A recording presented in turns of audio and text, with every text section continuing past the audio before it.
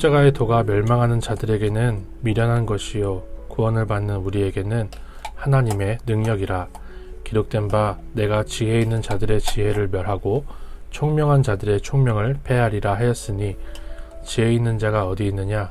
선비가 어디 있느냐? 이 세대의 변론가가 어디 있느냐? 하나님께서 이 세상의 지혜를 미련하게 하신 것이 아니냐? 하나님의 지혜에 있어서는 이 세상이 자기 지혜로 하나님을 알지 못하므로 하나님께서 전도에 미련한 것으로 믿는 자들을 구원하시기를 기뻐하셨도다. 유대인은 표적을 구하고 헬라인은 지혜를 찾으나 우리는 십자가에 못 박힌 그리스도를 전하니, 유대인에게는 거리끼는 것이요 이방인에게는 미련한 것이로되 오직 부르심을 받은 자들에게는 유대인이나 헬라인이나 그리스도는 하나님의 능력이요 하나님의 지혜니라. 하나님의 어리석음이 사람보다 지혜롭고 하나님의 약하심이 사람보다 강하니라. 형제들아, 너희를 부르심을 보라. 육체를 따라 지혜로운 자가 많지 아니하며 능한 자가 많지 아니하며 문벌 좋은 자가 많지 아니하도다. 그러나 하나님께서 세상에 미련한 것들을 택하사 지혜 있는 자들을 부끄럽게 하려 하시고, 세상에 약한 것들을 택하사 강한 것들을 부끄럽게 하려 하시며, 하나님께서 세상에 천한 것들과 멸시받는 것들과 없는 것들을 택하사 있는 것들을 패하려 하시나니, 이는 아무 육체도 하나님 앞에서 자랑하지 못하게 하려 하심이라. 너희는 하나님으로부터 나서 그리스도 예수 안에 있고, 예수는 하나님으로부터 나와서 우리에게 지혜와 의로움과 거룩함과 구원함이 되셨으니, 기록된 바 자랑하는 자는 주 안에서 자랑하라 함과 같게 하려 함이라. 오늘 본문의 말씀은 우리가 받은 구원의 핵심을 잘 설명해주고 있습니다. 사도 바울은 이렇게 복음의 핵심을 짚어주면서 고린도 교회에 일어난 문제에 대한 적절한 처방을 주고 있는 건데요. 먼저 사도 바울은 구원에 있어서 구원의 주체는 오직 우리 하나님뿐이라는 것을 분명하게 선포하고 있습니다. 본문은 구원에 있어서 우리의 행동이 철저하게 수동적이고 피동적이라고 가르치는데요. 18절에서 구원받는 우리라고 하고 있고, 24절에 가면 오직 부르심을 받은 자들이라고 말을 하고 있습니다. 이렇게 우리는 구원에 있어서 주체가 아닙니다. 그리고 우리를 구원하시는 주체가 오직 하나님뿐이심을 27절에서 분명하게 선포하고 있는데요. 우리를 택하셨다라고 분명하게 말하고 있습니다. 이렇게 하나님이 주체적으로 우리를 고르고 택하셔서 구원해 내시는 것이 우리가 받은 구원의 은혜인 것입니다. 그러므로 구원받은 우리는 구원에 있어서 우리가 이뤄낸 것이 없다는 것을 인정해야 된다는 거죠.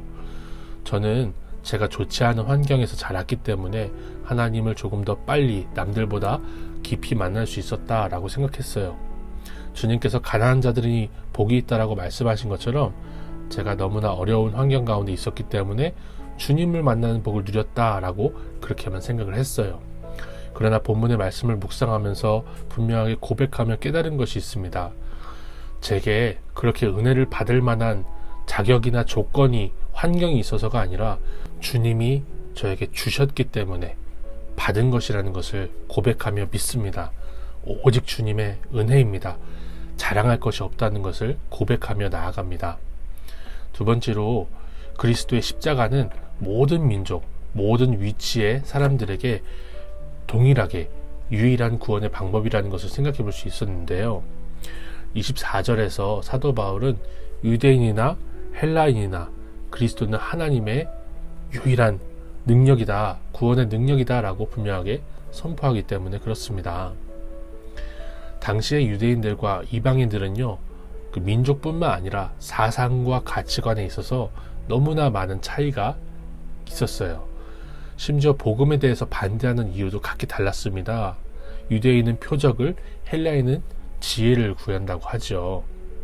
그러나 유대인에게나 이방인에게나 하나님의 구원의 능력이 되는 것은 오직 예수 그리스도의 십자가뿐이라는 것을 분명하게 본문이 가리키고 있습니다.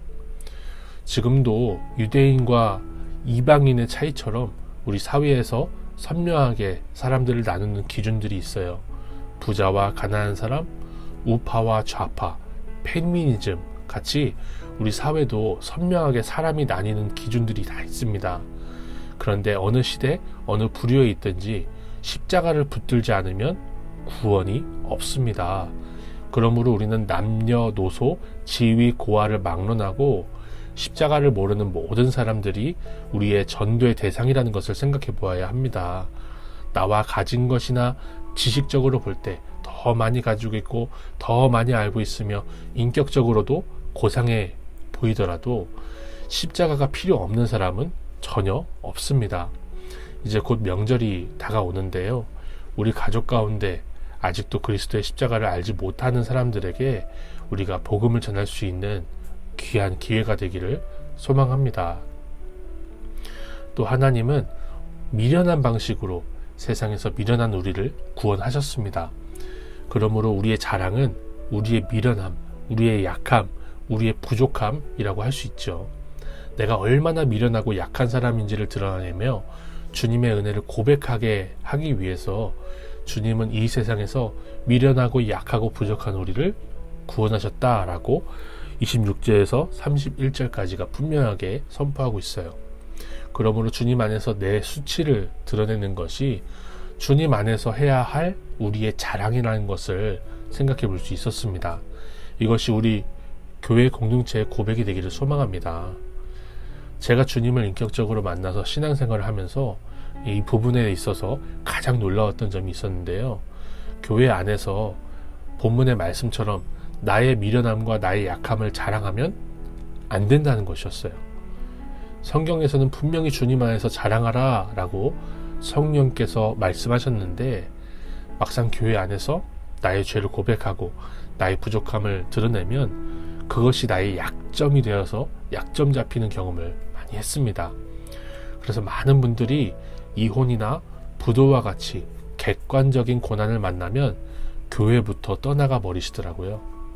그러나 큐티인을 발행하고 있는 우리들 교회에서는 진정한 죄 고백이 없을 때 오히려 부끄러움을 느끼는 분위기를 찾아볼 수가 있었습니다.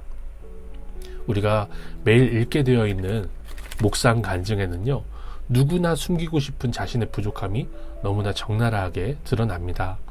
이렇게 나의 수치를 드러내더라도 주님의 십자가를 증거하여 생명을 살릴 수 있으면 우리가 그렇게 해야 한다고 저는 생각을 합니다. 나의 미련함과 나의 수치를 약재료로 삼아서 나를 구원하신 주님을 증거하는 그런 인생을 살기를 소망합니다. 하나님 아버지, 우리를 택해 주시고 구원해 주시니 감사드립니다. 우리를 구원하신 주님의 십자가가 모든 사람에게 유일한 구원의 능력이라는 것을 믿고 모든 사람들에게 복음을 전하기 위해 사는 오늘이 되게 하소서. 미련한 우리를 구원하신 주님을 전하기 위해서 주님 안에서 나의 수치를 드러내는 용기가 우리 모두에게, 우리 공동체에 있게 하옵소서. 예수님의 이름으로 기도드립니다. 아멘.